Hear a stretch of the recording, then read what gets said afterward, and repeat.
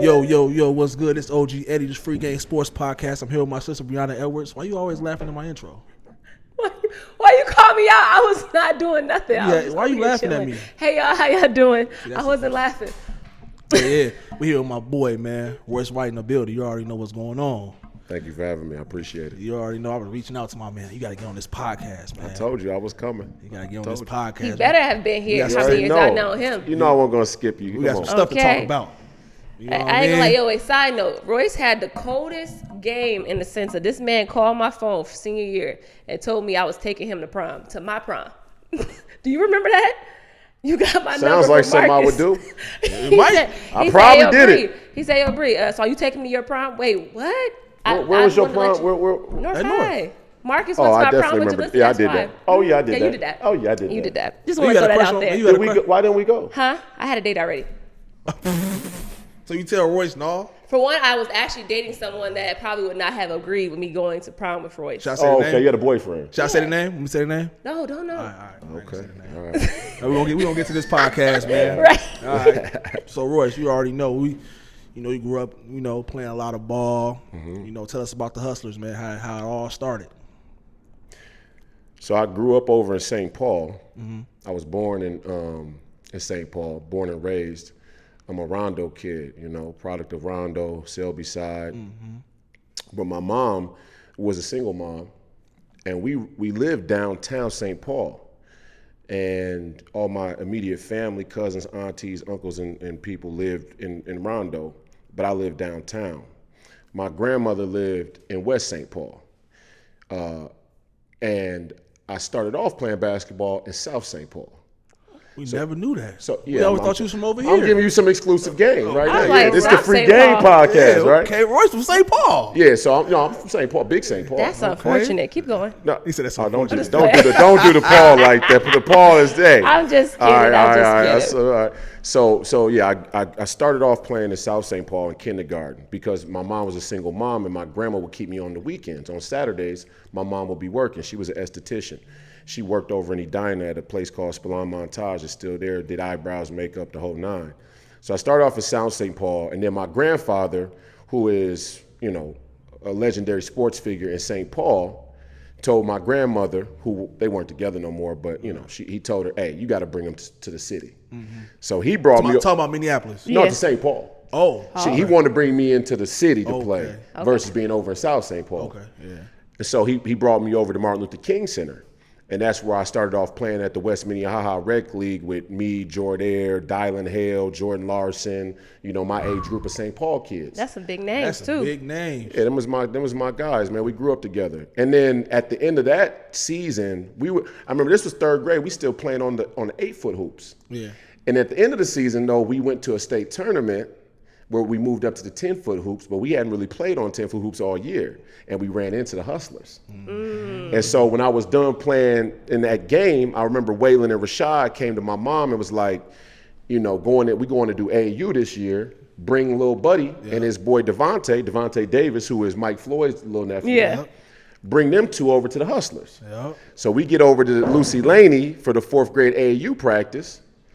And the rest was history. I was a Hustler from 4th grade all the way to probably 7th grade. Yeah. That Hustler team was stacked, though. You got to list the names on that one. I seen the pictures. My Hustler team is legendary. Me, Rodney Williams, Marcus Williams, Cedric Martin. We had Ladream, who was a killer at the time. Majani. On the younger team, you had Lil Hughes. On the older team, you had John Bright. You had Segment Bounds. You had Lil Pat. Cal Parker, rest in peace. It's a lot of guys that came through that Hustler machine, and I was one of those on one of those early squads. So shout out to the Minneapolis Hustlers. I ain't gonna lie, y'all the first little kids I seen press a whole game. Oh, just throwing that out there. We called it Pit Bull. That was our rival. We was from Farview. I ain't gonna lie, we used to tap that ass. Yeah. I ain't gonna stunt. Y'all ain't never beat us. Y'all might have beat. No, y'all was younger than us. Y'all might be John Bright and them teams. Yeah, y'all was Mandela and all them, man. Okay. We played them. He said not y'all team. Y'all no, we were different, man. Yeah. Y'all was pressing. They would say that y'all was better than the older team. Yes. We had 6 people from our team went pro. Yes. We had 6 pros on one grade school AAU traveling team. And then we all end up getting broken up because, parents had their own ideas. They want to move their kid over here. This guy ain't getting enough shots. And that kind of split it down, after a while. But, man, that Hustler team is legendary.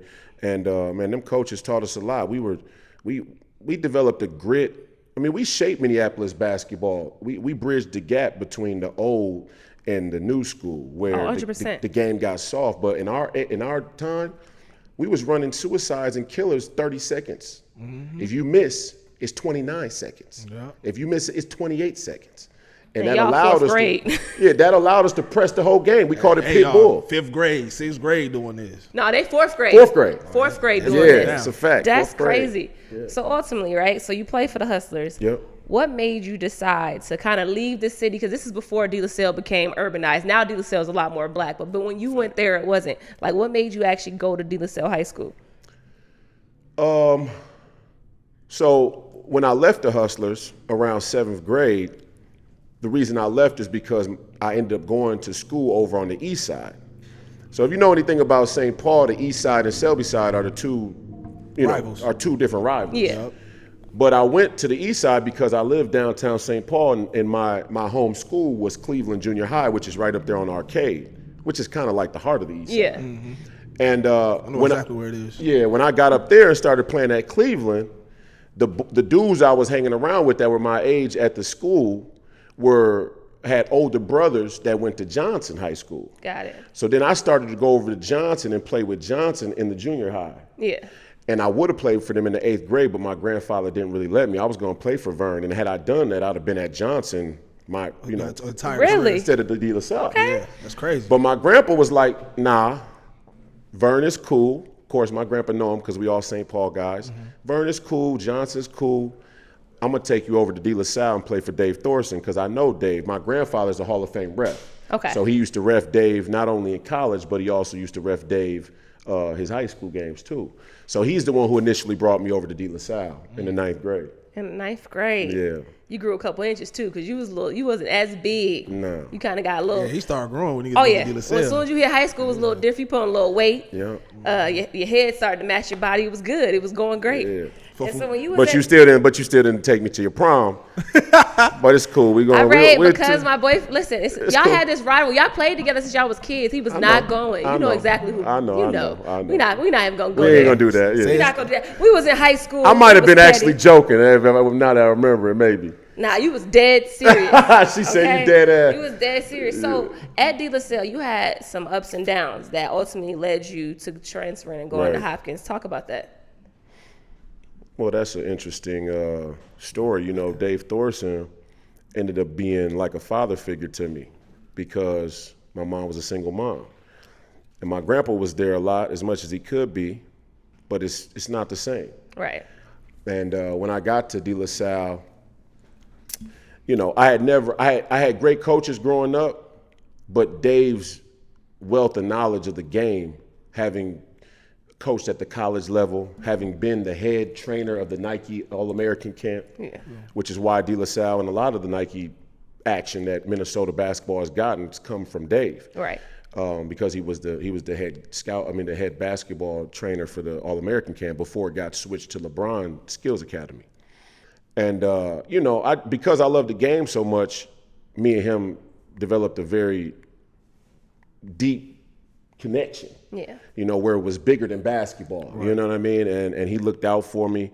I came up under Cam Rundles and Jamar. I was a freshman when they were seniors. Yep. And I actually started you got to think of this as a side note. I'm arguably one of the top 5 players of all time in Minnesota basketball history. And I didn't even start as a freshman. I can give you that. I was a 6th man.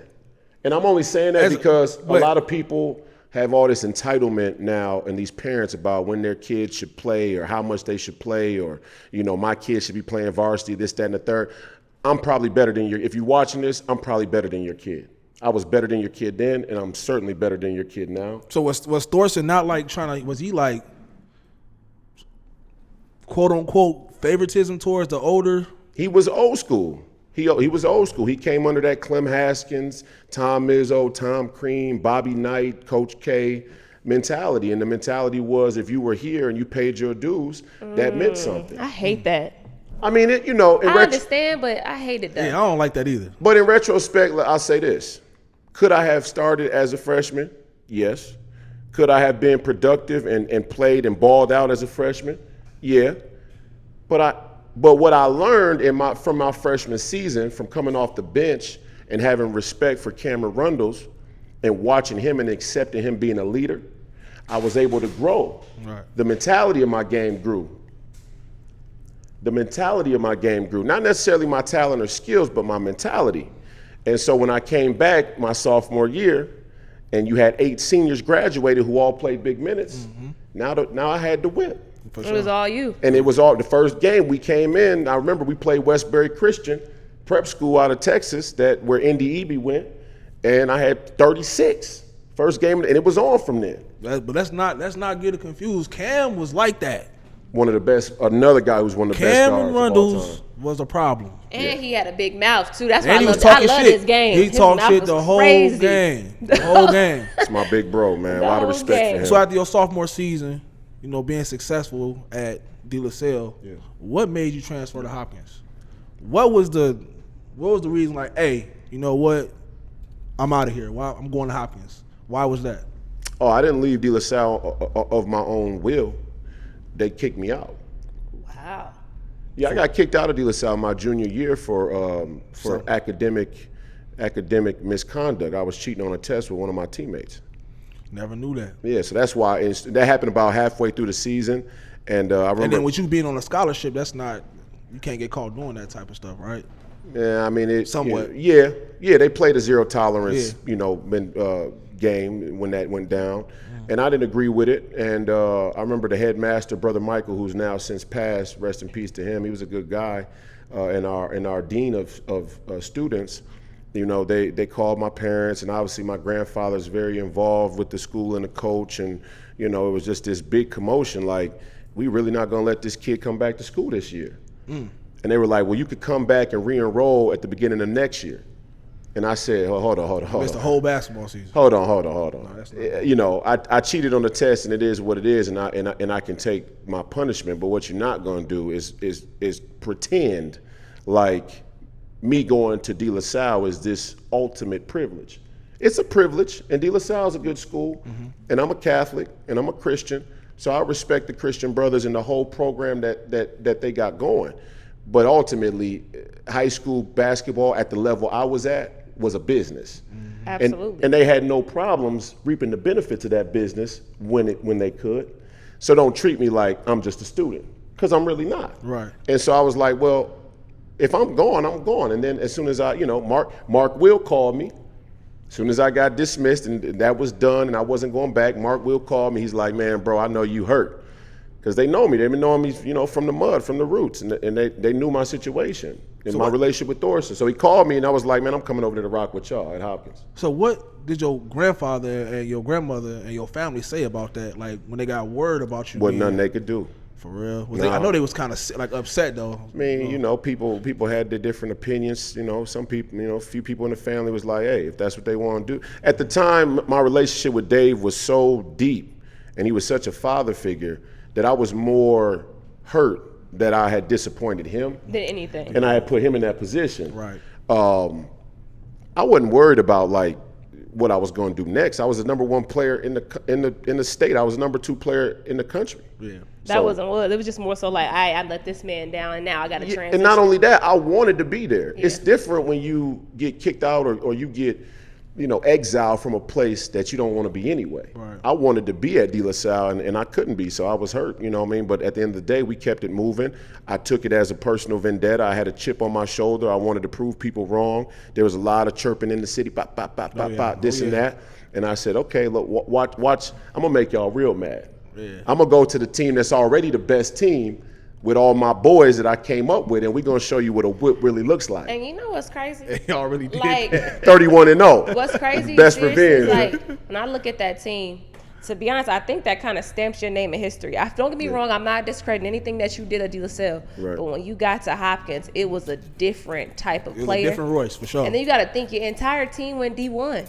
That entire Hopkins team, all 10 on the roster, if I'm not mistaken, went Division I. At least 10, 11 guys, yeah. At least 10, 11 guys. And so when you got there, it was like It reminded me when KD joined the Warriors before this actually even happened. Because in reality, y'all beat everybody by 30. Right. Only difference is, Hopkins had lost that year before. Yeah. So, KD joined the Golden State Warriors team that was coming off a win. After the win. KD's my man, though. We talk often. That's my guy. I got love for him, and I hope he figures stuff out in Brooklyn. But, yeah, I mean, Hopkins had actually lost, and I was going to try and play my junior year because it was still halfway through. And, my mom lived in an apartment in Hopkins at the time. And I was going to end up maybe playing with Blake because that was Blake's last go round. Yep. And I didn't get to do that, but that would have been crazy if I had played that state tournament with Blake. We'd have definitely won. No, they won. Oh, they won on his ass. Yeah. No, that was the year before that. That was the year before. This year they lost. Oh, they lost. Yeah, they lost. They lost. So talk about winning a state championship. Not only winning a state championship, but y'all went undefeated an entire season. And that ain't happened since North High did it. By the way, just throwing that out there. Yeah. I'm a polar. Got to say that all the time. That was a good feather in the cap for a lot of controversy that was going on in my life at the time as a young man. And was this your junior or senior year? Senior year. Okay. And I mean, we didn't really start off the season with any written down goal that we wanted to go undefeated, but we all knew because we grew up with the people our age that nobody should beat us.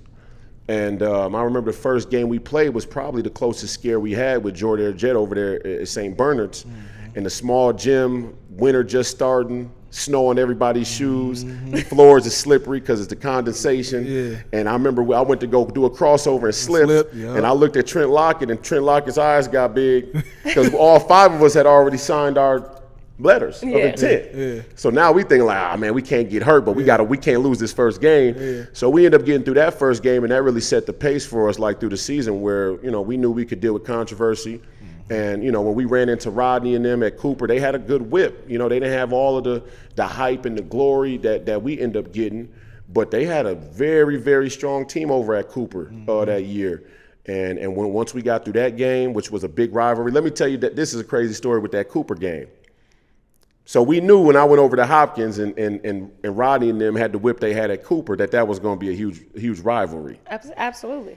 So Cooper came over to our open gym at Hopkins early in the season, and they were beating our ass at the open gym, like really whooping our ass. And I remember Coach Novak came out and stopped the open gym, and he stopped it. He said, "Man, he just went off on us and was like, I don't care if it's open gym or not, because in his mind he knows that we're gonna end up seeing them. Yeah. And this is all. So we had that rivalry. Plus, if you go back to that 4th grade hustler team, half of the guys ended up on Hopkins. Half of the guys end up on Cooper. Yeah. So it's a childhood rivalry too. Yeah. And me and Rodney also were the 2 best players in the state. Yeah. So you had all kind of smoke. I remember when we walked into the gym for that Cooper versus Hopkins game at Cooper. It was packed. Arena packed to the rafters. Listen, it was standing. Mind you, I wanted to miss my game to go to that game. It was standing room only. Man, look, games don't even get that packed no more in Minnesota. No. Except maybe when Jalen and them played. When they play Trey and them. That's something like that. Yeah. But outside of that, like I don't even see games get that packed anymore. And I'm talking to fans, the Hopkins fans. We got the student section. They got the real chants going. Yeah. Back when you could get a little reckless with the chants. They said GPA to Rodney, by the way. GPA. It's like GPA. Right. But they had they crowd section going too. And the dynamic between wet ball and H&H, our little social cliques that we had at that age. Wet ball. You know what I mean? And so it was a lot of going on at that game. But once we cleared that game, we didn't even look back. Like when we met Osseo in the state championship, they gave us a little friction. Was that Sam Dower was on that team? A very good team though. Sam Dower. Aaron was on that team. But I was locked in at that time. Once we got the Target Center and the lights was on, it wasn't nothing that was going to stop me from winning. Right, for sure. So after all that success at Hopkins, state championship, the recruits coming. I mean, schools coming in trying to get you. Yeah. You know what I'm saying? What was your top 5 colleges? I never had a top 5. You never had a top 5 school? I was going to Minnesota regardless. But okay. If you didn't go to Minnesota, what was you going to do? Yeah, I'll tell you the story. So that's what we want to know. Dan Munson was the coach at the University of Minnesota when they initially started recruiting me. And Mac was at the U at the time. Mac, what Mac? Mac Earl. Oh, for real? Yeah, he was at the U I at the think he time. left Oklahoma. He went to Yeah, he was at the U. Yep. He must have been like a senior or something. Yeah, he was like a senior, like a fifth Fifth year year something senior, like yeah, that. Yeah. yeah. So, when they started recruiting me, Dan Munson was there. And I was probably gonna go to Minnesota even had he stayed, but then he ended up getting fired. They brought Tubby Smith in. First day Tubby Smith got to town, I was in class. He came over to De La Salle. They pulled me out of class, and he just stopped by like, I just wanted to come and tap in with you, let you know I'm in town and that we want you, that you're our first priority. I wanted to let you know that. What Tubby said. Yep. Yeah, and Minnesota had a lot of trouble keeping their best talent home. Yeah. They still had that trouble. And that was a huge criticism of him, of the past U of M coaches. And so, credit to Tubby, first day in town, I'm going to talk to Royce. Yep. And I remember that, Thorson and Tom Izzo had a great relationship. And Tom was one of the... That'd have been a good school for you. Sorry, keep going. At Michigan State. Yeah, Draymond. So... And you. That'd have been... That'd have been stupid. I'm just Me and saying, Draymond, man. that'd have been crazy. Shout out to Draymond. He was drafted with me. So Tom and Dave Thorson had a good relationship because they had that Nike, connection and things like that. And I remember Tom called me that day and said, I know Tubby's in town, but to be honest, if he does everything he's supposed to do, you should go to the University of Minnesota. So shout out to Tom Izzo, man, because that was a real transcendent thing for a coach to say, because he understood the U of M, their history, and he wanted to, he was like, man, if they do everything the right way, you should stay home and try and build that program. Right. But if anything goes wrong, I'm right here. You can come here. he told me if anything goes wrong or anything else, you better come here. Oh. Like, you either go to Minnesota Or you go to Michigan State. or you come to Michigan State. And I ended up going to Minnesota, but I never took an official visit because I had that much loyalty. Right. So let me just get this right. Yeah. So what made you be like, no matter what's going on, I'm staying at the University of Minnesota. I don't Loyalty. care. What made your mindset like Loyalty. that? Okay. You loyal to the state. I'm loyal to the city. Yep, for sure. The state, yeah, secondary, but the city. I'm a real product of the Twin City. When you got a single mother that pays the rent with her tips, and she brings you to the north side, and she trusts some black men who are really strangers to look after you, basketball-wise, but to develop you as a young man, your morals and ethics. They take you out of town. You spend the night with their kids. Their grandmama. They feed you. You're a real product of the city. Yeah. Right. And I got that loyalty because not only did I grow up in the city, but I grew up in various parts of the city. Yeah. And my vision of it when I was at that age was there'd be nothing more beautiful in my mind than to have all of those people who helped raise me be able to come to the barn and see us change that program. I feel that 100%. So I didn't even take a visit, man. It was the U of M, and that was That's it. what it was. Mm-hmm. So get into the U, all right? Yeah. Now, that was the first time I seen in a minute that two kids that was as highly recruited as yourself and Rodney go to the same school at that same time. Yeah. Tell us about that experience at the even though I knew the behind the scenes, because I was around a lot. Do you feel like everything that you wanted to get out of the U was like what you needed at that time? And then, talk about Tubby as a coach. Well, I mean, this is where the story's going to get as dicey as it possibly can. Let me get some popcorn and shit. Yeah, and I mean, all of that other stuff is, a lot of young black men have that story that I just gave before the U of M. Right. You know what I mean? Just coming up as an athlete, single mom, the whole nine, AAU coach, that's a lot of people's story. It's not that unique. My situation at the U of M was very, very unique. And, a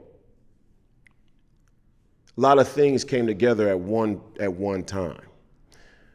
And mostly it was that, to your point, the U of M hadn't had success keeping the highest level talent home. Mm-hmm. Not that Minnesota hadn't had talent, but we had trouble keeping them home. Right. And me and Rodney, not only were we hometown kids, but we were city kids. And we grew up together. So if you knew me and Rodney from a basketball fan standpoint, you were excited. But if you were from the city, you were really excited. Right. Mm-hmm. Because you like, oh, these two dudes been playing together since the 4th grade. right? And there was some talk of Marcus even trying to get it. So there was a lot of hype right there at that time. And the program had been having a lot of trouble, playing wise, basketball wise. So this was a turning point, potentially. But what's real is real.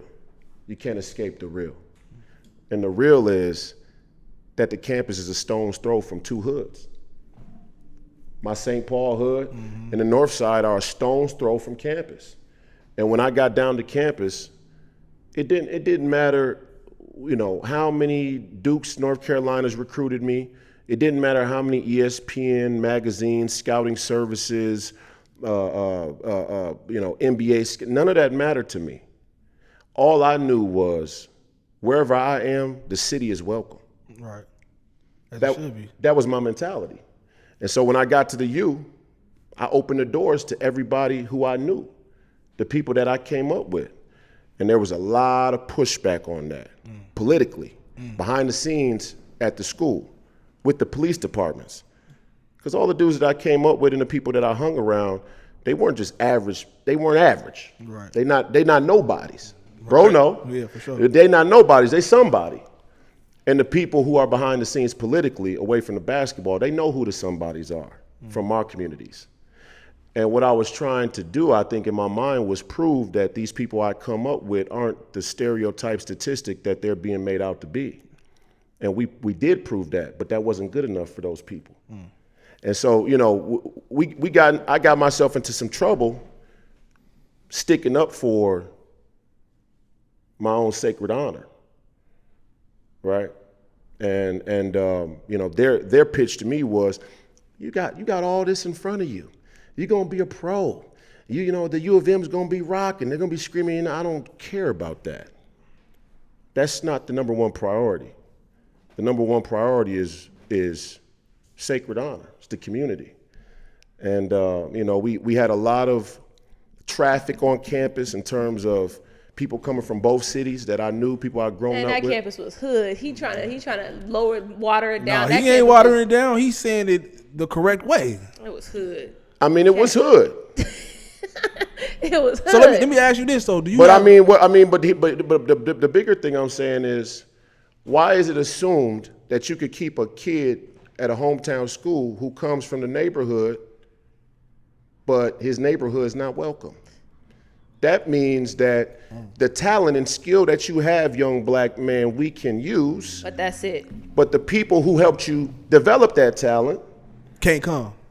They're persona non grata. And I had a problem with that. I had a deep problem with that, to the point where I kind of had a chip on my shoulder and was like, now I'm really gonna bring some hood around here. So what really went down that made it problematic was the campus was at an all-time high in terms of partying. And it wasn't just me and Rodney, but Rodney had his little crew. I had my little crew. Then I had Big Keese. He was coming from St. Paul with his little crew. And so there was all these different figures that were on the campus. And there was a lot of people. And then downtown put out some rule that they weren't going to let men in that were 21 plus. They were only going to let 18 plus. They were only going to let men 21 plus and the women 18 plus. Yeah. So now you had the two groups of 18 plus people that were like, well, if they can't go, we can't go. Then we got to find somewhere we can go together. We go to the U. We going to the U. Yep. Now, when all of that happened and there was like 4,000 or 5,000 people coming down the frat road, shit got hectic. Okay. And I remember one time, some guys from the South Side, I think, got into it with the football team, and somebody might have got, let's say, poked with something. Yeah. And so I got pulled into my coach's office, and the football coach had called and said, these are Royce's friends. Oh wow. And so now any situation that was going down on campus in terms of any and there weren't many situations like that. That was like the only one. The one incident. But anything that was going down on campus and the traffic in general of non-student black kids our age was seen as a result of me being there. Yeah. Oh wow. And that I was responsible for all of them. Yeah. And I kind of just sat back and I went, I grew up in both cities. Yeah, I probably know those kids. That don't mean they're my immediate friends or they're not my crew of people. But I don't like the implication of what you're even saying. Right. And so my attitude was kind of rebellious towards anything that the establishment, which was the university at the time, was saying. But the Minneapolis Police Department and the U of M Police Department started to file. And when the whole laptop situation broke out where the girl had her laptop stolen at the dorm, the police department brought me in and said, we know you had something to do with this. We know we're gonna prosecute you for this crime because we know you either had something to do with it or you orchestrated it. And I told him that day, I hope that this is on film, and I hope the U of M PD have to show that film when I make it to Congress, because I end up not having anything to do with that. They charged me for trespassing at the dorm, but they drugged the case out long enough so that our season was completely over. Oh, wow. And when and our AD said, I'm not letting Royce play until this case is completely resolved. And the district attorney knew that because he said it publicly, and they intentionally drew the case out as long as they could so that I missed the whole season. When the season was over, Tubby came to me in my apartment down in Dinkytown and said, I want you to come back. I said, at this point, man, they're sending undercovers outside of my campus apartment like I'm running a criminal organization. How long, okay, I beat this case, how long till they come after me again or try and set me up? I'm out of here. So that's what made you go to Iowa State. Yeah, I had to give y'all the backstory because that one still pisses me off to this day. That's crazy. I'm not gonna lie, the crazy thing is I know bits and pieces, I've heard, but I didn't know that the campus was really trying to go after you at that magnitude. Like, that's insane to know that they wanted you there, right? Highly recruited, but then they used you as a scapegoat to what the city did is they changed the policies and why the U of M campus turned the way that it did. That's because right. If they never did that, none of the younger kids would have came to the U. They'd have been downtown. They would have been downtown. So they wanted to use you as an example to say, you know what, it's his fault that this is happening. In reality, it was the people that was the city officials to shut down downtown. And that was the reason why that happened. That was a political battle that went down that I had nothing to do with between downtown's business owners and ordinances and mandates and city officials and the U of M university administration and campus police that didn't want all of that traffic to end up on their campus. They had nothing to do with me. I was just caught in the middle. But what I did was I stuck a flag in the ground and said, where I am, the other people that I was raised with are welcome. And not only that, but we can actually behave properly. And we did. I mean, the guys who got into that situation with the football team, I didn't really know them that well. I knew of them. I know them kind of, in passing. Yeah. Right. But they weren't close to me. But they just said all black kids know each other, basically. Just throwing that out there. That's basically what it was. That's really what it was. I know you probably can't say, but that's exactly what it was. That's kind of what they were saying. But really what they were saying was, this happened over here, and we know we can use that to gain anti-sentiment towards you to get you out of here. Because the people you got around you, in our mind, are actually even more dangerous than those guys that did that over there. Right. So that's kind of what they was, what their mindset was, I think. Which makes sense. So you get down to Iowa, yeah. After all this stuff going on with the University of Minnesota, when you get down there, is it kind of like a sigh of relief? Once you get down there, you can focus more, play ball. What was that feeling like getting down to Iowa after all this stuff happened? I mean, it's different living in the middle of a cornfield. I'll tell you that.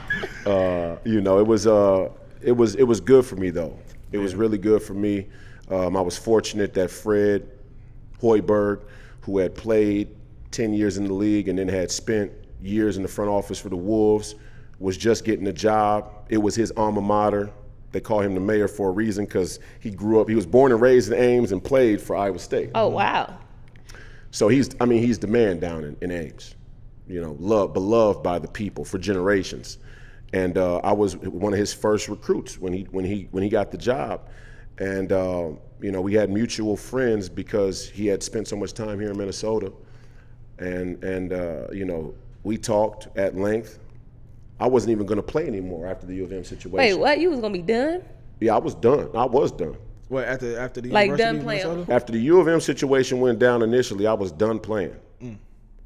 I didn't even want to deal with it because I was ready to get political then at 21 because I saw the game and I wanted to speak on it and I knew I could speak to it. I had the tools to be able to articulate what it was I had experienced. Right. And there was going to be value to that. But Fred first Calipari called me or he called a person that I know, third party, and I was going to go to Kentucky. Actually, that deal was done, but my kid's mother was pregnant, and they weren't going to let her come live with me on campus because Kentucky had too big of a spotlight on it. Anything went down, that was going to be bad press for them. They didn't want it. They didn't need it. I ended up not going to Kentucky. Ames and Iowa State wanted to, they accommodated me having my kid's mom come down there so I could see my son be born. And that was really the deciding factor. But when I got to Ames, it was relaxed, man. Totally different vibe, 50,000 people population in the middle of a cornfield. Everybody homey, love the team, love the athletes, would take care of you no matter what. And I was able to clear my head, and I still had the same people come down there. Now my thing is this, you did your thing at Iowa State. Yeah, for sure. Like when you got there, it was like, I think, to be honest, I'm gonna keep it a buck with you, and this not to just boast you was like the first point forward that came out of the new generation of what that looked like. Because not only did you bring the ball up, then you go throw it to somebody else, then you post up, then you try to shoot. And that just kind of elevated your game to a different level, so that the NBA scouts started to say your name again. Like, how did that start feeling? Like, I'm about to actually go to the league. Look at that smile on his face. He's like, yeah, all the big point guards. No, I attribute it to a string of people who helped develop my game over the course of my high school career. And I had a lot of controversy, so I didn't get a chance necessarily to show all of the elements of my game, even throughout my high school career. By the time I got to Hopkins, I deferred to the guys that were already there in the better interest of the team. Right. Because they had been there for their whole high school career, and they deserved not to have me come and just outshine them, which was already going to happen anyway because I was the number 1 player in the state, number 2 in the country. But I deferred to them. And what I learned during that process at Hopkins, playing with other superstars, and going 31-0, having a perfect season, is that when you're unselfish in a team sport and you're the best player, when your best player is unselfish, the chances for success go up exponentially. Yeah, for sure. And so when I got to college, I would have done the same thing at the U of M. I never got a chance to play. Then I went to Iowa State, had to sit a year, because this was before you could transfer with no penalty. Man, I wish we could have did that. You know what I mean? So I had to sit a year, and I got to watch the game from the sidelines at the college level. So now I picked up the nuances and the speed of the college game before I ever stepped on the court. By the time I stepped on the court game 1, I knew exactly how I was gonna approach and execute every aspect of the game. And the number 1 gap in people's team makeup was that the centers, when a shot goes up and a big man gets the ball, what is the center on the opposite team trained to do automatically? Oh, you said get down the floor, in my opinion. That's right. Run back to the paint. Mm-hmm. So I'm the biggest player on my team. I'm playing center. I'm snatching the rebound. And you pushing it. And I'm seeing the center run back. I'm seeing his back of his jersey. You right behind him with the rock. Right on his heels. And when I started doing it, the other coaches I could see during the game the other coaches' frustration and confusion because they're like, okay, who do we put on him? Right. Because even when they tried to tell the center, all right, stop him from coming up the court, he was usually too big and not skilled enough to stop me from bringing the ball up. Right around him. That made it, and then they were like, okay, let's put a guard on him. Now he's too small. I'm going to still be able to bring the ball up on him, and when we get down here, he's going to have a nightmare of a matchup. Yeah. And when I went through that whole process, it was like, man, I'm actually developing an approach to the game that is unique. And you know what's interesting is when Draymond Green. My favorite player in the league, by the way. So my year at Iowa State, just throwing that out there. I led my team in all 5 major stat categories. Yeah, you did. Points, rebounds, assists, steals, blocks. Draymond Green led his team in 4. Same year. Yeah. I got to Houston, and my problems went the way they went with the NBA. Draymond had gotten drafted to the Warriors. Who you think Steve Kerr called to play and use Draymond Green the way they did? Fred. Wow. It makes sense. You know the crazy thing is you are a better shooter than Dre. And my handle is way tighter. Way tighter. But y'all game and the way that y'all approach the mentality is the same. It's exactly the same. And Draymond's a Midwest cat, so I got nothing but love for him. I love me some Draymond Green. I love Draymond Green. He's gritty. He's a Midwest dude. Well, and the thing is, he's smaller than you, too. About an inch shorter. Dre ain't that big. No, about 6'6.5". Yeah, he's about 6, and he guarding 7-footers, just throwing out there. But what's crazy is you have a phenomenal season. You do your thing, and if I'm not mistaken, you get drafted 15? 16. 16. Yep. Yep. First round 16. First round 16. What was that like? What was that feeling like? Interesting. And where do you think you was gonna fall at in the draft? That's another story. I mean, if the U of M was the U of M was a city story, this is a global story. Okay, all right. While I was at Iowa State, I talked publicly about my struggles with anxiety, and I had first discovered I had anxiety from the first time I smoked weed and had a bad panic attack. It was something I had dealt with throughout my entire high school career, and when I got to Hopkins, I finally met a doctor who worked at the school who was able to identify what I was dealing with and help me out, nutrition, sleep habit, medication, things like that to try and, stop me from having panic attacks. Right. When I got to Iowa State, nobody knew about it other than my coaches. And I made the mistake one time in an interview, I think it was with Sports Illustrated or ESPN, in talking about my pre-game rituals and saying, I don't eat before the games because of my anxiety. And I just said it in passing. It wasn't like I wasn't trying to talk about my anxiety at all. I was just telling this guy about my pregame rituals. Right. And he stopped me. He's like, hold on. Can't skim past that. What you talking about? What anxiety? So then I knew I had to just tell him. Now you had to talk about it. Now I had to talk about it. And that ended up being a huge story in college basketball because not many basketball players had talked openly about mental health at all. Mm-hmm. And it was a rising topic in the social discourse. And by the time I had gotten to the draft, it was the story of the draft. Oh, yeah. Sports Illustrated did a feature on me. This was after Miami had won their second title, and LeBron was on the cover of this Sports Illustrated. But in the magazine, I was the spread after his story. Yep. Right? And it said the mystery pick. Yep. And the mystery pick, they were basically saying, here's a kid who has top 5 talent. But got all this other stuff. But we don't know how to take this anxiety thing. Because all of the other stuff, like the high school stuff. They didn't care about that. In the basketball world, that's everybody. I mean, there's people who are in the NBA today who've done way, way worse things than me cheating on a test or having too many hood friends at the campus, right? That's nothing to the NBA. But this anxiety thing was a different story. Right. They really didn't understand how to take it. And that's what they were saying publicly.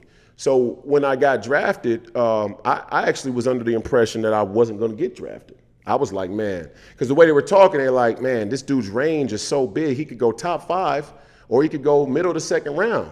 So I'm thinking in that big gap, worst case scenario, I'm just going to assume I end up not getting drafted and I got to go do another route. Yeah. Right. But fortunately, Fred Hoiberg and Kevin McHale from the Houston Rockets had a personal relationship from him having been at the Timberwolves front office for a while.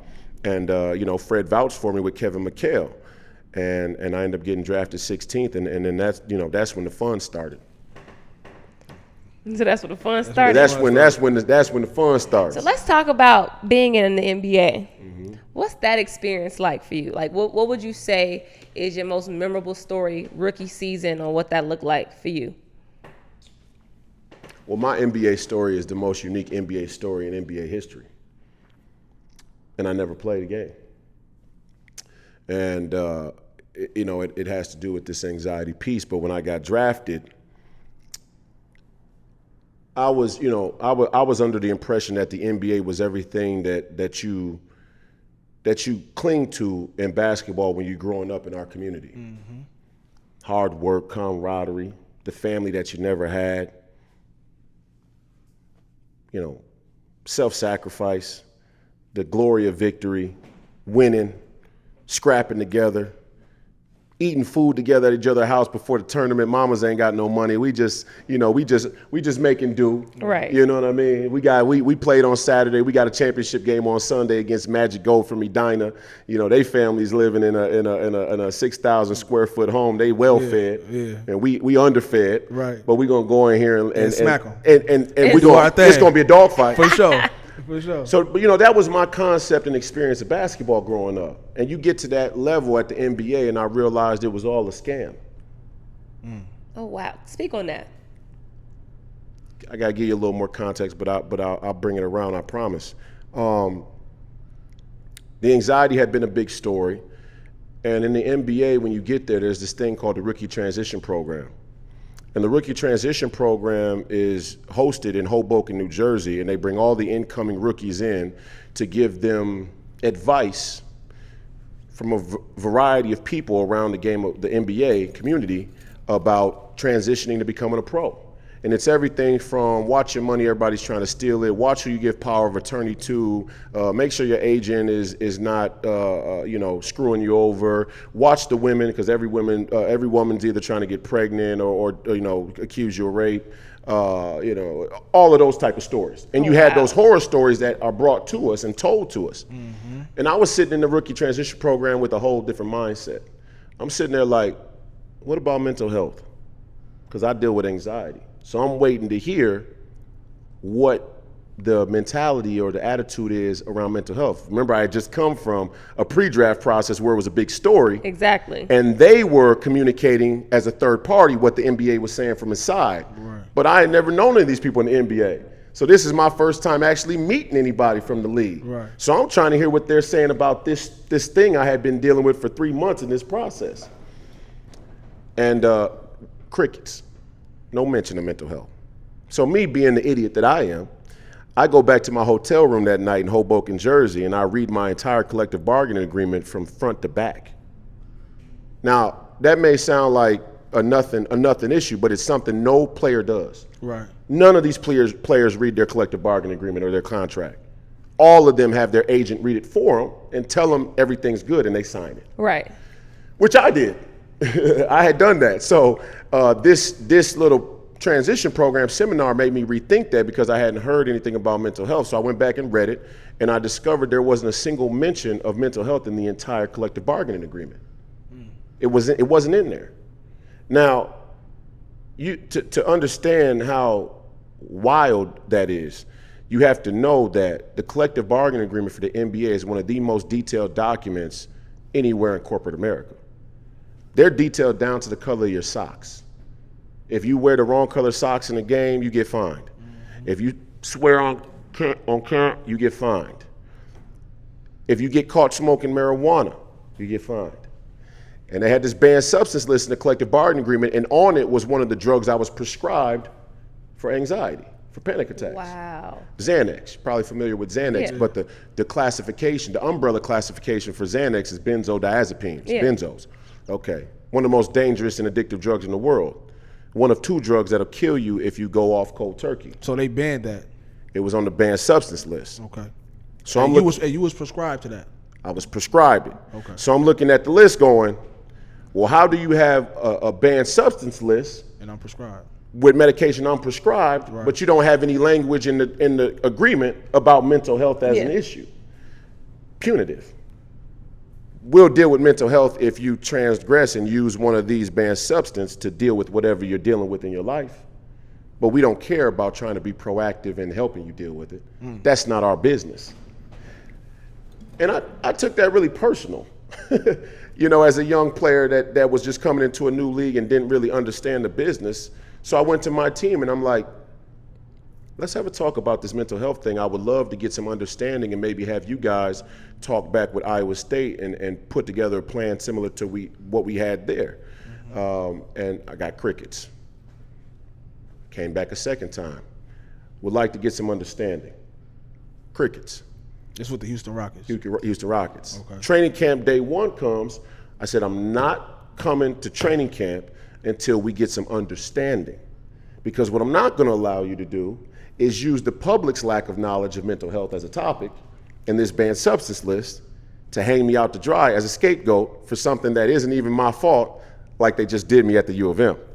I'm smarter than that the second time around. Yeah. Let's get some understanding in the start, right, out the gate.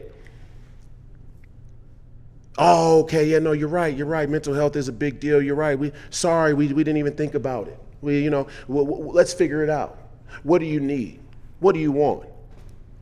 I said, well, first I'd like to know, am I going to get in trouble for using this Xanax when I need to fly? No, we'll make an exception for that. Okay, cool. Next, I want to know, how many times do we have to fly during the season? Because anxiety is something that would spark my...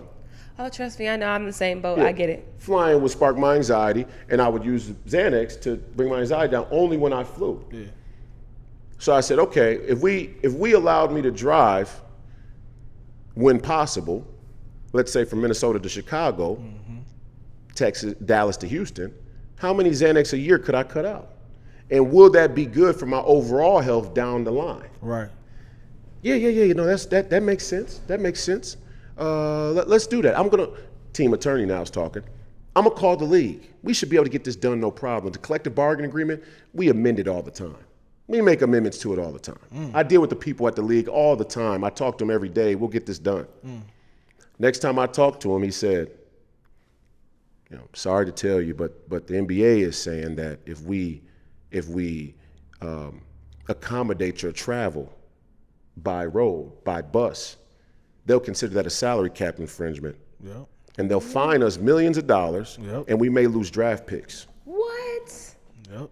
This is what I was told as a 21-year-old behind closed doors about anxiety and me asking the question around mental health policy. Yeah, because we was getting all type of, like up here in Minnesota, we following your story as you going into the league. And we getting all type of, man, Royce don't want to get on no airplanes. And he not being cooperative. Royce ain't being cooperative with people. Royce a knucklehead.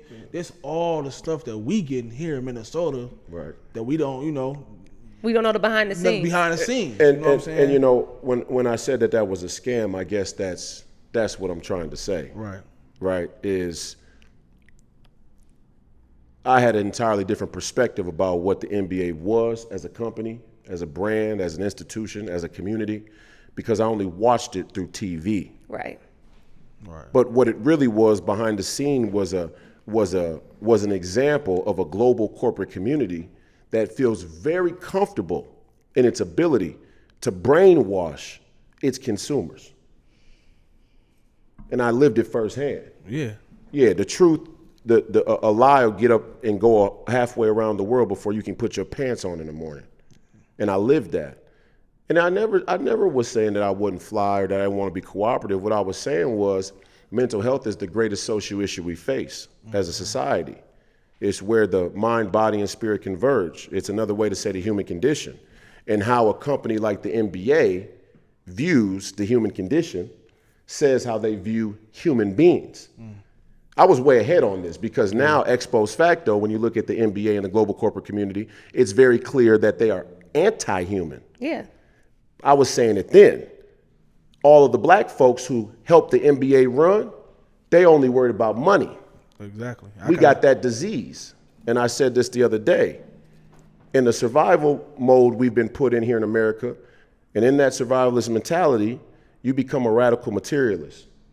You measure your success based on the things that you have. Yeah. You measure the meaning in your life based on the things that you have.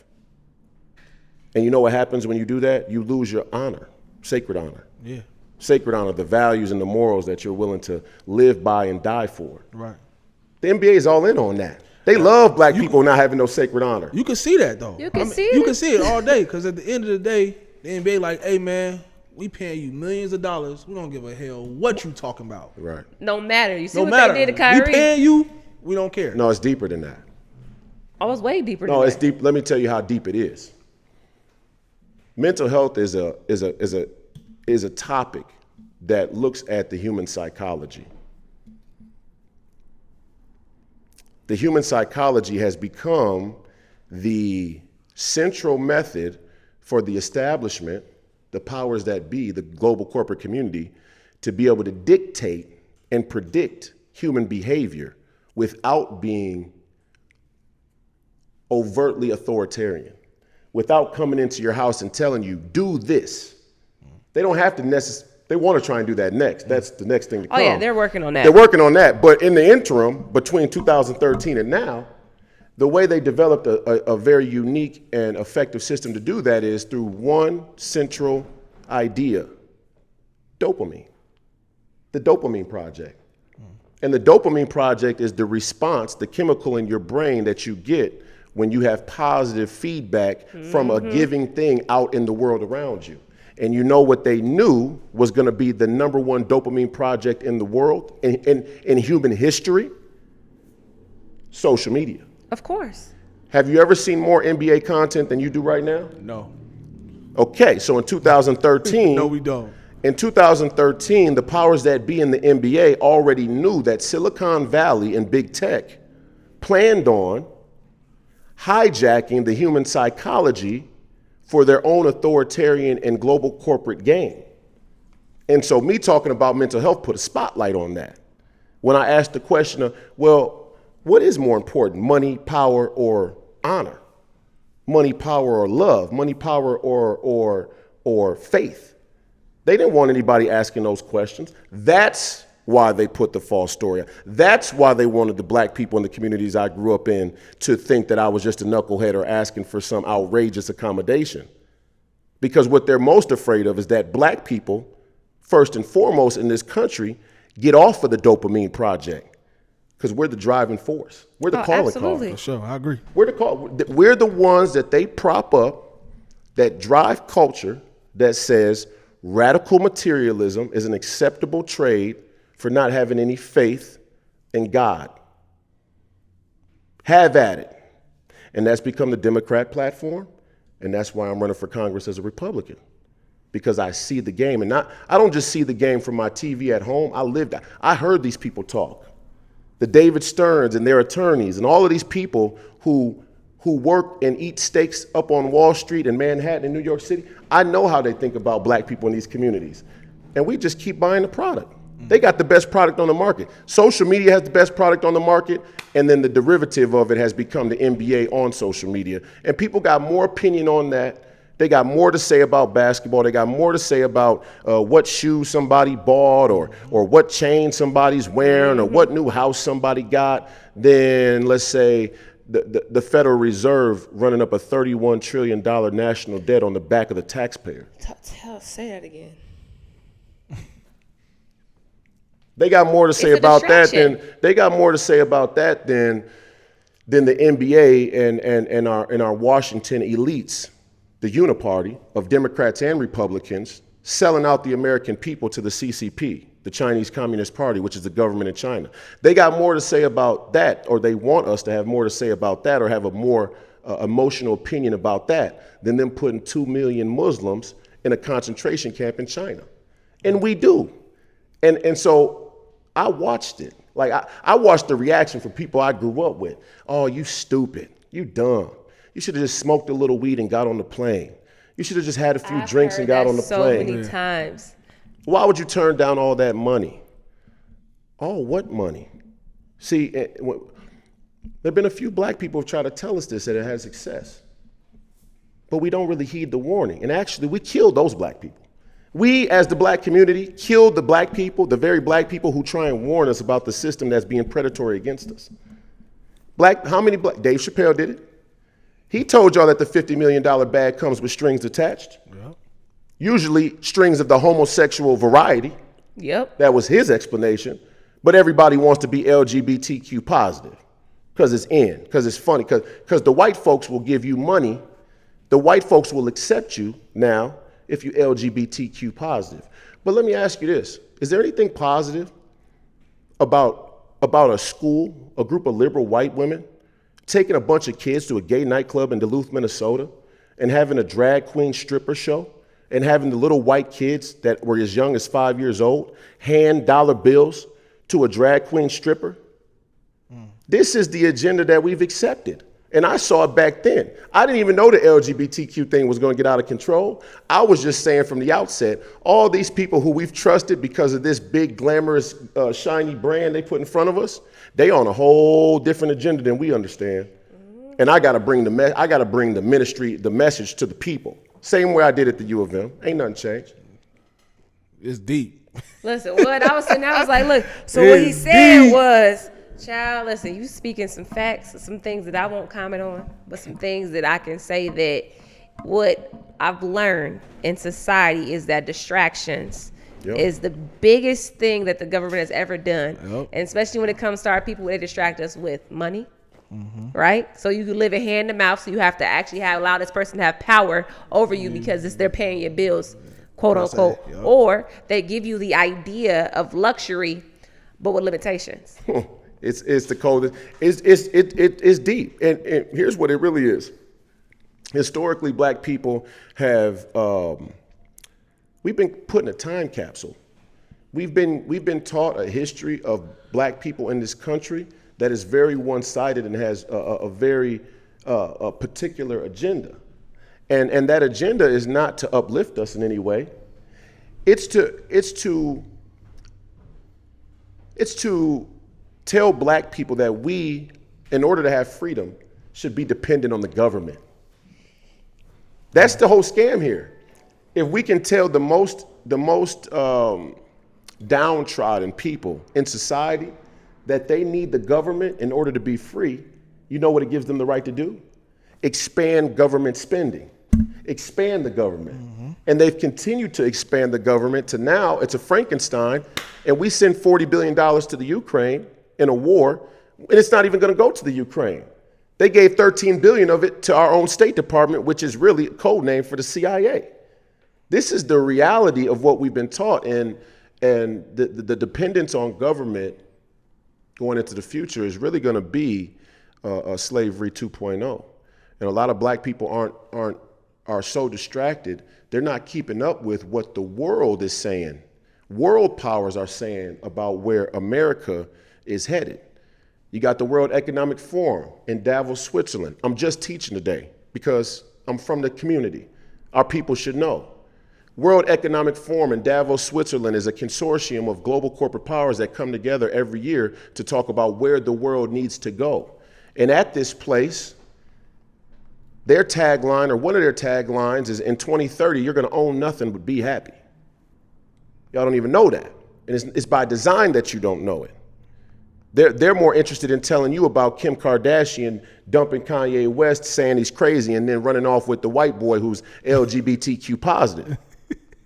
and now he's going to expose the half black children, but they're really black children because if you any black, you all black when it comes to the system. Yeah. Now he's going to tell the black children that they should be pro LGBTQ, and guess when it happened? Ironically, right after Kanye West went Jesus Christ. Are you seeing the angle? I see it. Right after he went Jesus Christ, now all of a sudden it's Kim's leaving. Okay, you're gonna own nothing and be happy. And didn't Kanye West said that because we don't own land, we're obsessed with brands? Yeah. Okay. We don't see that there's a transition of slavery happening right before our very eyes that we aren't even gonna have a say-so in. Because we've decided we're gonna vote Democrat because they're not racist, and the Republicans are. No, it used to be flipped. If you know your history, which we can have, that could be a part 2 of this episode, that it used to flip. The Republicans' agenda used to be it swapped, if you look into your history. Because, I'm a political science major. Yeah. I wanted to be a politician, but I backed off on that. There's too much going on. So, I commend you. We need you. I commend you for what you're doing. Yeah. I commend you for expressing your opinion on what that looks like, allowing our people to actually have an opportunity to have information that they're not is not readily accessible. And also a lot of people are not open to even say what you're saying. And so I also commend you for that, even saying, you know what, this is what my agenda and what I want to do for my people. And that's huge. And not knowing the ins and outs of the back end of your story just speaks volume to the person that you are, the man that you are, and I appreciate it. Thank you. And I know even waiting to ask a question about the big 3 that he told me a little bit earlier. That he was. I know. Listen. I know it's a little switch of subjects. No, go ahead. So, you joined the big 3 after the NBA, right? Why you do that? Man, I had been watching the Big 3 for a while. It had gained a lot of momentum. Mm-hmm. I liked it. I saw a lot of the players I grew up watching, a lot of different basketball figures and legends. Mm-hmm. And I had no contact with them. I didn't know any of the people who were running the league. Mm-hmm. And then one day I got connected with some people who knew some people that ran the league, and I called them up and we had a conversation about me joining, and the rest was history, man. I got a lot of respect for Ice Cube. Obviously, a lot of us grew up watching him, sure. On the big screen and whatnot. And he's been a black man who is successful, who has continued to try and challenge the status quo and inform his people and help his people as best as he can. And I was excited to be able to join up and play for him. Mm-hmm. Yeah. I seen some clips though. Yeah. We're gonna get down to the nitty gritty. Okay. I seen some clips, man. Which one? Joe Johnson. Yeah. What about? Hold on. Hold on. Let me finish. Now, old man Joe. Yeah. I seen him, man. He was putting y'all in the blender. I seen him. Nah. He said, nah. He said it wasn't me. No, that's not an accurate account. Okay, so look. How was it playing against Joe Johnson? Is he still Joe Johnson's scared to death of me. Really? Y'all serious? Y'all look, I'm telling you. Joe Johnson is somewhere right now praying that we don't see them this season coming up. Oh man. You know, because me, Joe. No, Joe. Look, Joe is a very good player. Mm-hmm. I can't take nothing away from him. Yeah. He's one of the most skilled one-on-one players that I've ever played against. Yeah. A very, very skilled, very talented. Understands the game. Understands. He's an offensive artist. Right. But let me tell you how this whole thing really went down. Man, let me hear this, man. From what I seen, Joe a bucket. I came into the 2020 2020 Big 3 season post-COVID talking big shit. Yeah. I'm talking from the jump, first day at the hotel. Right. I'm down in the lobby. The champ is here. They looking around. Who the fuck is this? What you mean champ or what? The people's champ. Reality. Yeah. Check the resume. I'm the people's champ. I don't know who you dudes is. Y'all are about to get chewed up. I'm not playing it. This ain't fun for me. I actually got blackballed from the league y'all took money from to shut your mouth. So actually, I got a vendetta against you dudes. I want to kill you. I want to show you that you could be righteous and still end up in a righteous position. That was my mentality. So Joe Johnson, he didn't escape that. Okay. And we just ended up playing them week 2. Week 1, we played Gilbert and them. I played on that team the previous season. Yeah. They didn't want me to be a co-captain, so me and Gilbert got a little subtle love for each other, but a little rivalry too, because he's a shit talker. Yeah. Arenas? Yeah, Arenas. Okay. He's a shit talker, little wild like me, Yeah. right? So we got a little rival, but they didn't want me back on the team, so I got a vendetta against them. They brought Nick Young in. They thinking we bring Nick Young in, we gonna up the viewership because Nick Young got all the Iggy Azalea, Pop LA, Frugazi, following with him. Right.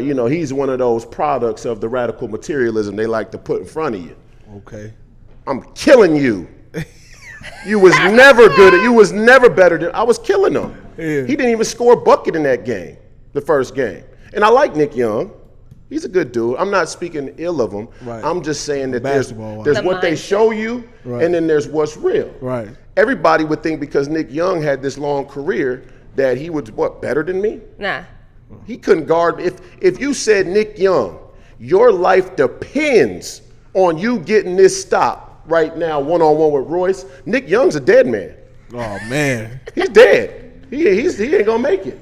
Swaggy P. Come on, Swaggy P. No, but Nick Young was a very good and successful basketball player in his own respect, but I'm 6'8", 270 with guard skills. He just can't physically guard me one-on-one. 100%. That's a reality. So we get to week 2, and Lisa Leslie's coaching the triplets. That's Joe Johnson's team, and I shoot Joe Johnson a direct message. I said, we playing next week. You MVP. I'm guarding you. First possession, you get a possession, I get a possession. One-on-one. I don't want you calling for no help. I don't want you telling Jamario Moon to come switch and help you. Nothing like that. Me and you one-on-one. We get in the game. It happened just like I said. Joe Johnson got the ball. He went one-on-one. I put the wood on him. Pause. Oh, man. That sound a little crazy. Pause. I put the weight on him. He misses. I'm in his head. I'm in your head. I've been in your head all week. I've been in your whole team's head all week. Because me, I'm the type of dude, we got 6 teams there for the big 3 in the back. If your locker room's down the hall, when I get to the gym, I'm going to come knock on y'all's door at your locker room, walk in, sit down in the locker, and tell y'all how when we see y'all next week, I'm going to kill you the same way I'm about to kill these boys we play today. That's how I play. And so I did that to Joe. And so, he went one-on-one, missed the shot. I get the ball. I clear the ball. I clear it out. Get out the way. When me and him one-on-one, I go straight to work on him. Doop, real easy. Back to the basket. Body, spin, layup. Look like a baby. can go see the clip on my Instagram. It's there. It's to go see the clip on the Instagram. I go to the camera and I say, that's easy. This going to be all game long. And I'm big, ignorant. Well, I got George Floyd written on the side of my head with big Sharpie. Big ball head with the George Floyd written on. The whole energy in the whole arena is like, this dude is serious. Like, he's not messing on. This ain't summer fun 3-on-3 for him. He's really going hard. And so, on the next play, on the very next possession, on a single possession, I got 3 fouls. See, this is the part they don't show you. This is the part they don't show in the Baller's Life highlight clip of what went down that game. Okay. I got 3 fouls. Have you ever in your basketball career heard of a player getting 3 fouls on one possession? Did they call it? I got 3 fouls were called on me in a single possession. Okay. And so, and the last one was a phantom call where Joe Johnson caught the ball, went to go turn baseline, tripped over his own foot. I seen that one. I didn't even touch it. I seen that one. And so when he called the foul, I'm like, this is my 3rd foul. I go to taking my jersey off. Like, oh, y'all are on that? Yeah. Y'all trying to protect this man? Yeah. I seen And that's that. what they was doing. They was trying to protect him because Joe's a great player, but he's 39. I'm 25 in basketball years. They know I'm supposed to be playing in the league right now. It's a few cats in there that pray at night that somebody like me don't show up because I don't play the, oh, what's up, bro? We going to get some wine after the game? Oh, what's up, man? You dating no girl? Yeah, I talked to her too, man. We should go hang out at the club and get a sweet or something and do some. I don't play like that. I don't even like you dudes. Would never hang with you dudes. Is that why? You dudes wearing the dresses. You dudes wearing the Finocchio 3/4. You don't let the black girl from the art school who has ambitions to be a fashion designer. Like what's my guy's name? That Off-White. Rest in peace. Virgil, Virgil's her idol. So she think if she could dress the NBA basketball player, she on the fast track to becoming a fashion icon. And now she got you wearing the dresses that she wish she could wear. Oh man. Russell Westbrook, you out here, false flagging. I don't want to hang with you. But a lot of these guys are so impressed by stardom and celebrity I know that they can't wait to hang with them. And it shows in their play. And that's why I'm really saying, No. it shows in their play. They're all buddy. Nobody really got that dog in them. I tell you, I'm sitting there cracking up for what I got to pee, and that was funny. So I'm sitting there trying to hold my composure together. It's a few cats that still got some dog in them that don't really adhere to that. And you could tell in the way they play. Patrick Beverly, Draymond Green, Jay Crowder got a little dog in him. It's a few guys out there that aren't a part of this whole new culture where it's friendly and buddy. I came up in the 90s where, Charles Oakley, he'll just punch on you if you act, but it was the game was. It was gritty. Yeah, it was gritty. You know what's crazy? So you was talking about a lot of the things you was mentioning about a lot of men that are playing in the big 3, accepting those checks to shut up, and you wind up calling LeBron a sellout. Is that a part of what that whole little situation is? Sine qua non. LeBron is the sine qua non sellout. what that mean for the viewers who don't know what that is. Sine qua non means that with which there couldn't be. Meaning, without him, there couldn't be another generation of sellouts. He's the roots of this generation of sellouts. And if you notice, 2 things. LeBron James was given $1 billion by Nike, the establishment, the anti-human, neoliberal, Marxist, globalist establishment, which is also Church of LGBTQ. 2. He was given this $1 billion to keep his mouth shut about the single greatest humanitarian crisis of our generation. And that is the 2 million people being placed in the concentration camps in China for no other crime than being Muslim. Now, he won't speak on that. Why? Number one, it's an economic injustice that he's done to take that payoff to shut his mouth, because really he should have asked Nike for $40 billion. Of course. He should have got at least $500 million a year, if not $1 billion a year, because Nike makes $40 billion of revenue a year, and he represents at least 1/40 of their commercial value and influence. I agree. 100%. But he took the $1 billion because when you're a radical materialist and you come from Akron, Ohio, like I come from Minneapolis, or you come from one of these other black communities, you measure your success based on what other black people have. And because other black people don't have $1 billion, he feels that the $1 billion he got is an accomplishment that he can hold over y'all and say, look at me. Right. I'm successful. But it came with a quid pro quo. And the quid pro quo is you are the new head house Negro. Ooh. You and Obama, sine qua non black bourgeoisie sellouts, the black bourgeoisie. They are the go-between to the black community. They're the ones that are going to negotiate the terms of our social contract with the establishment from now until whenever. So you call Stephen A. Smith a sellout too? He's another one. He's just the comment. You got LeBron as an athlete. You got Stephen A. as a commentary voice. You got Barack Obama as a political figure. You got Oprah Winfrey as the women's right. I mean, pick one. It's hard to find a black public figure who's a celebrity who hasn't sold us out. But you agree with one person, though. Who? Kyrie Irving. Kyrie is doing a very, very heroic thing. I seen that. That's one person I seen you say, hey, I agree with what Kyrie Irving is doing. I don't agree with everything Kyrie Irving says. Right. Let's not get it. You know what I'm saying? Look. Shout out to. I ain't saying this. Let me recap. Okay. I ain't saying what he's saying, but some of the actions he's taking. It's just that the NBA trying to control him. Right. Let me clarify this. Right. Let me hear this. Kyrie's my guy. I like him. I think he's a very, very talented basketball player.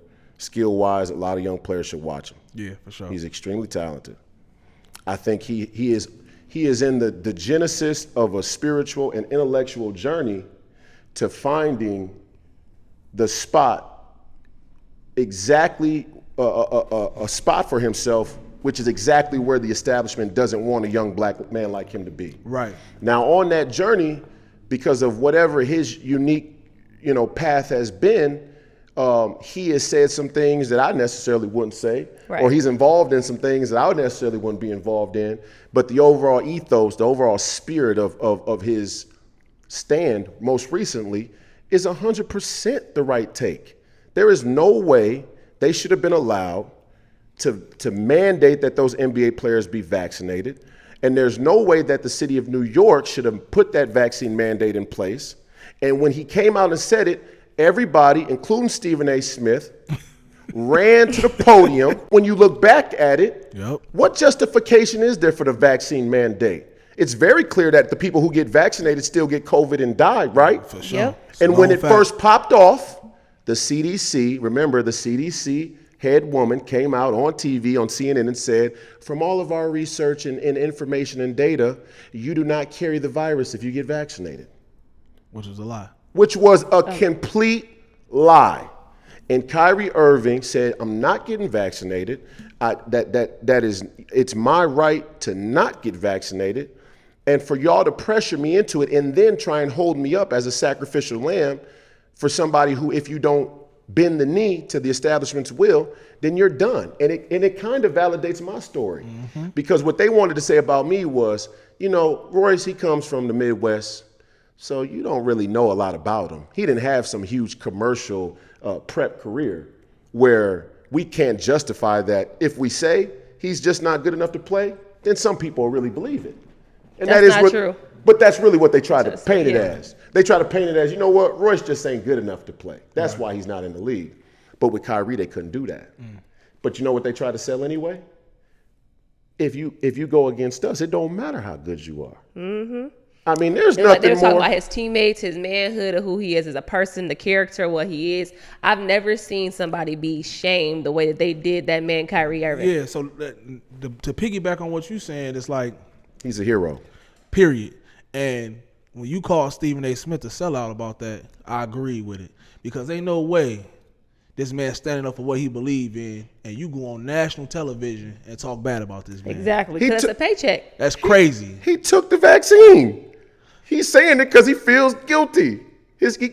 He got caught with his skirt up. I ain't gonna lie. I feel guilty. I wanted to go to Jamaica, so I did take the vaccine. No, wait. Let me clarify. I want to clarify. No, I understand. I said, but my thing is this: I never would ever force anybody else to do it, to make the decision that I made for myself. That's not my right. I'm not making any disparaging remarks about people who chose to get the vaccine because they felt that was the best thing for their health, or they were forced to because they had to go to work, or they were forced to because they wanted to go travel.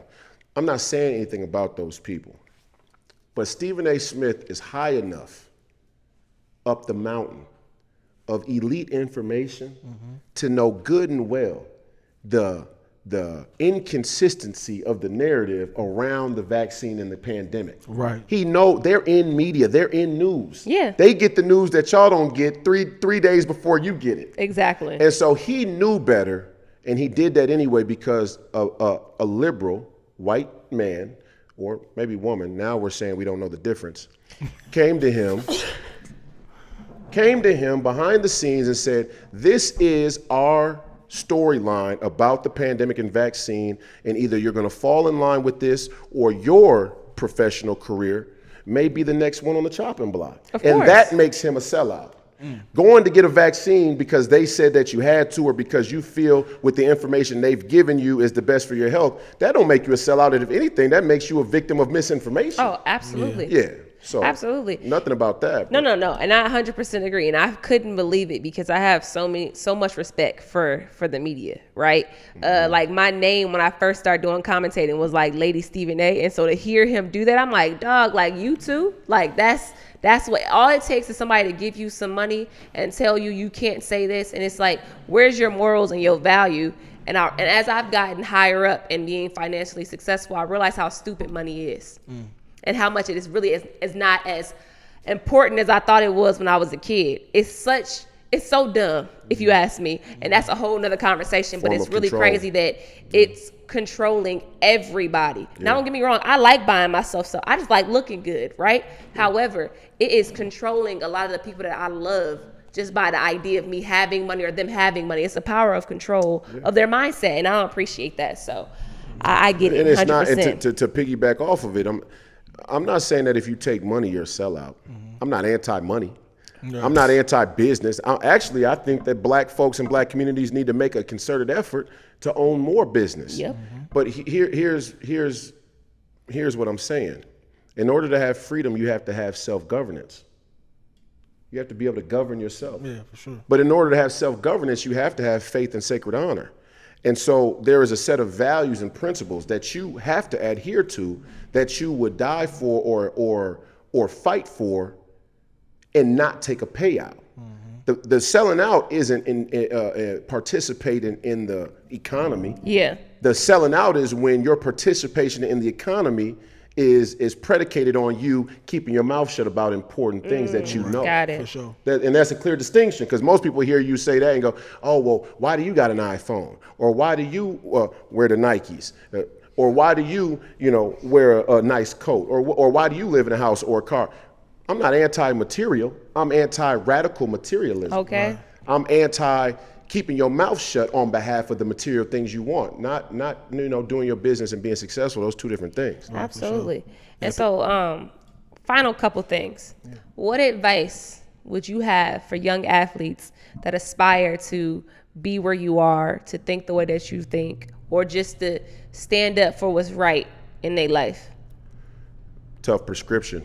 I mean, we are in one of the most radical times in human history, and the material high has gotten so good that very few of us can see what's going on around us. Like we really having trouble even being able to distinguish and effectively articulate what's taking place. Right. And so, the sports has become almost just a transition of the system using us athletes, our bodies, to promote whatever the agenda is. Of course. And it's not that that's new. It's just that they're doing it in a new way. I mean, again, I'll say this as a preface. I grew up here in the Twin Cities. We know that Minneapolis is one of the biggest LGBTQ communities in the country. I agree. Okay? No, statistically it is. No, it is. I agree. Yeah, I agree. yeah. Even if it wasn't, If it was down, it's still right. Right. Yeah. For sure. Okay. I got nothing wrong with, there's nothing wrong with LGBTQ people, citizens. And in fact, I'm pro-citizen. So I'm always going to fight for the citizens to have rights. But I believe that the Constitution lays out our rights already if we have the mentality of self-governance. And right now, the LGBTQ wants the government to secure their freedoms. Right. And that never works. So what the government has done is use the LGBTQ as a political shield to push even more pervasive agendas. And one of them is getting black people to hop on the train and sign away our freedoms as a group package for everybody else's problems. Yep. Whether it's the LGBTQ or whether now it's the anti-Asian hate crime bill, and the list goes on and on and on. BIPOC, I mean, the list goes on, it's outrageous. Young black athletes have the opportunity, because of how we were conditioned, how we came up, the mentality it takes to be successful, to actually lead our communities. Absolutely. To actually understand that self-sacrifice, understand there's a greater good, and in order to achieve it, you're gonna have to lay down on your sword or pick up your cross and bear it. And maybe only athletes are the realest thing we got left. Absolutely. Because there's nothing fake about the competition or the energy or the sacrifice that goes into being able to compete at the level that we do. Right. And that real live competition between two people or two teams of people, it don't get no more real than that. And you know what? You can tell that's not just a theory. That's the evidence is how the TV market works, because the last market of live television is sports. Yep. Yeah. Right? That tells you that it's real. Everything else is reality TV. But sports is as real as it gets. It's actually going on. So, athletes, we have to understand, the becoming an athlete and successful thing is standard. Work harder than the next person. Work harder. And you'll put yourself in a good position. Some people may have better talent and skills than you naturally, but hard work outdoes that sometimes. And eventually, if you have the right circumstances, you'll be able to have some success as an athlete. But really, our people need to stop being so obsessed with these sports. I'm just gonna say it. I've seen people break up over sports. Man, listen. If you're a young black man, the chances of you going to the NBA is a grain of salt. But what's great about Christianity and what's great about America is that in order to be a hero in this country, in our faith, you don't need anything else but faith. That's it. And sacred honor. If you don't need to be LeBron James and score more points than Kareem Abdul-Jabbar to be a hero. The person who cut my hair when I was growing up, my barber, he's a hero. My grandfather, who most people wouldn't even know, some people know because they're from the city, but other people around the world, they won't know, he's a hero. Yep. My single mother, who nobody knows, she's a hero. Sacred honor, you could become a hero. You can become an icon, an idol. And the only way that works, that transition, is us as black people in our own communities start to give flowers to the people who have that sacred honor but don't get that notoriety from the establishment that wants to be predatory. We have to decide who our heroes are. Right. But we've let them decide, and then as athletes, we want to rise up to that spot. You don't want to rise up to that spot. You want to be Malcolm. You don't want to be LeBron. You want to, you know what I'm saying? You want to be Fred Hampton. You don't want to be LeBron. Right. You want to be Rosa Parks. You don't want to be LeBron. But we've been we've been conditioned. Right. Yeah, To believe that it's that's bad what it because, is. and it's bad because it's some people that got that information, man. They're not sharing it. And all like the black bourgeoisie. And that's what's going on with it. You know what I'm saying? That's right. And that's the sad part And about it. you know what they'll do? They'll try and kill me.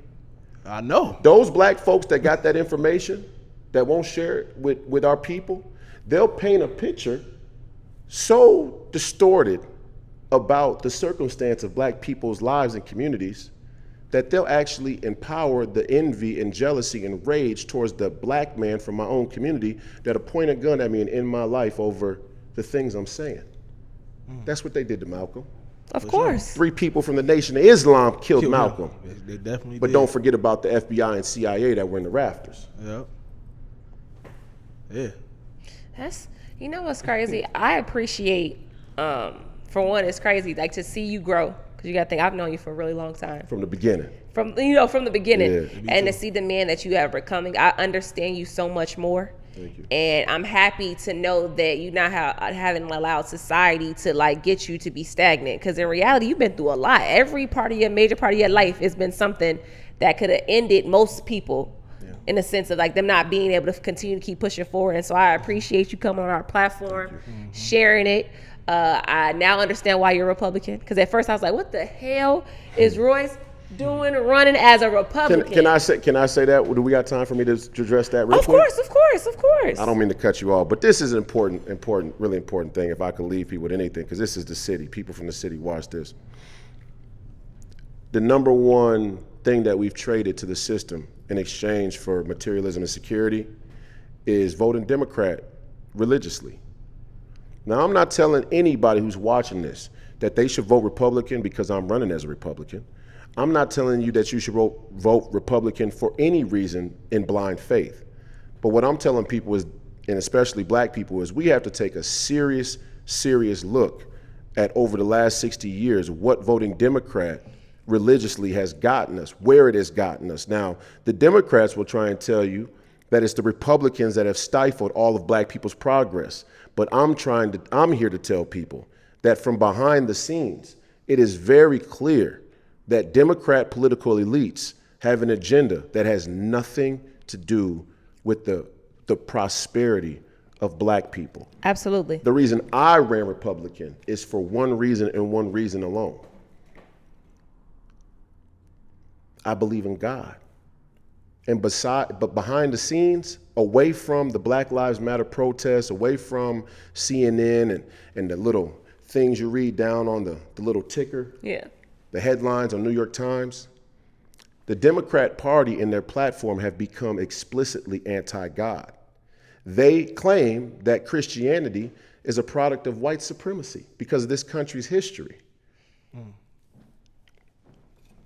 Jesus Christ wasn't white. Nope. The people who switched his image to a white man is an example of whitewashing. It's not an indictment of Jesus Christ. It's not an indictment of Christianity, and it's certainly not an indictment of God. But they portray it that way. And you may not understand this now, but I guarantee you after you leave here and you go back and you listen closely to the black folks who stand up at the mic and talk about these Black Lives Matters issues, all of them come with a very common theme. Trade away your American citizenship because America as a nation is dead and they hate black people. And that's something you can sell to black people who are afraid. Black people who are afraid to secure their own freedom. It was never for the government to secure our freedom. It's for us to secure our freedom through two things: a nation of shopkeepers. This is a shop right here, an independent business owner, and the Second Amendment. When you pair an independent business owner with the right to bear arms, you create a safeguard against economic imperialism, which is what the founding fathers were originally rebelling against with the king in England.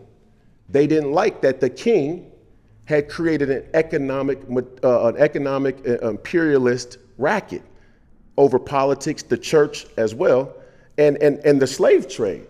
But they won't tell you that Jefferson and 11 of the other initial 13 colonies wanted slavery out of the Constitution and the Declaration of Independence. But they couldn't do it. You know why? Because back then, to own slaves, if you were in debt to the king, to the throne, you couldn't give up your slaves by law. If you owed the bank money, they would not allow you to give up your slaves.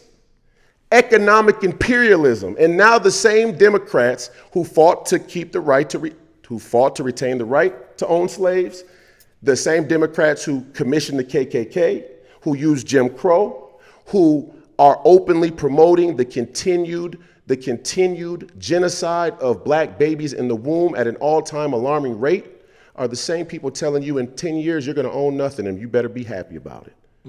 That's why I'm running Republican. There isn't a single thing in this country that has been more detrimental to black people in this country than for us to give our freedom over to science in pursuit of materialism by killing our own. How can you be Black Lives Matter, but we killed the black future? 30 million black babies have been killed in the womb since 1973. 30 million black babies never got a chance to make a choice to secure their freedom. And they never had a choice to have another child. You know why?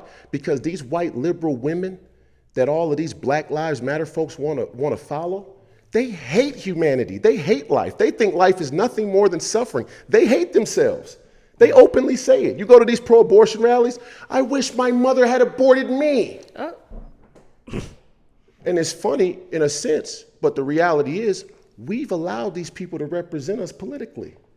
And now I come to you as a black man from the mud, from the city, from the roots, from an honorable cloth.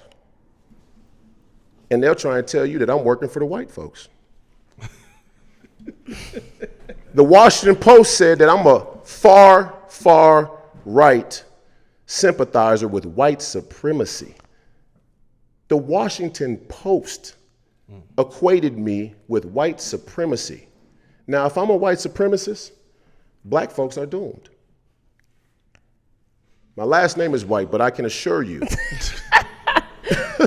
that I am not a white supremacist, and I am here to bring a message to our people in Minneapolis because it's the epicenter of political culture now in America, given what happened with George Floyd and many other police situations. And going forward, what Minneapolis does and says and becomes can be an example to the rest of black communities around the world. I agree. Well, listen, okay, the gems you dropped, sir. You got E over there quiet. He normally be having, you know what I'm saying. I'm thinking. He didn't know he was the safeguard of American freedom by being an independent business owner. Listen, that was a different bomb right there. Hey, I'm thinking. Hey, you're a patriot, brother. You don't understand that. I commend you because it's the first time I've seen this. This is beautiful what you're doing here, and I wish you continued success. But what they try to keep from you is they want you to think that you're doing this only for you. Right.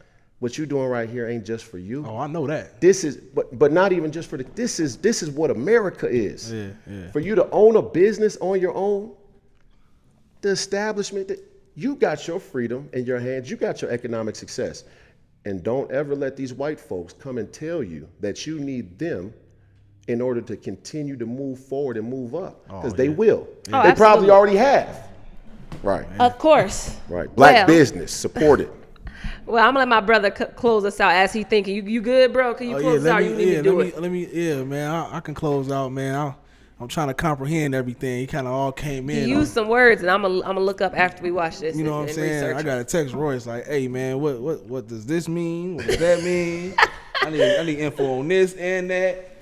I need all that stuff." But man, we're gonna wrap it up, man. And I just want to say thank you for coming on. You know what I'm saying? We need this type of episode on our podcast, and we need people to know what's going on. You know what I'm saying? Behind the scenes with everything that's going on in the world. Not even just our city, not just our state, in the world. So I commend you, man, for standing up for what you believe in. And man, it's huge. It's bigger than what people think it is. You know what I'm saying? Yeah. And you speaking like that and letting people know it's big. You feel what I'm saying? So I appreciate you coming on our podcast, man. And that's all I really got. Thank you, big bro. I appreciate your time. For sure. Absolutely. Well, I said he was going to close it out. He going to talk about, I appreciate you, No, man. But listen, I don't close out. You close out. I do. So thank you so much for tuning into this episode. And we have the Honorable Royce White coming in, gracing us with his presence. Make sure y'all like, subscribe, share this video, do what you got to do. And always remember peace, love, happiness, and success. I'll see y'all later.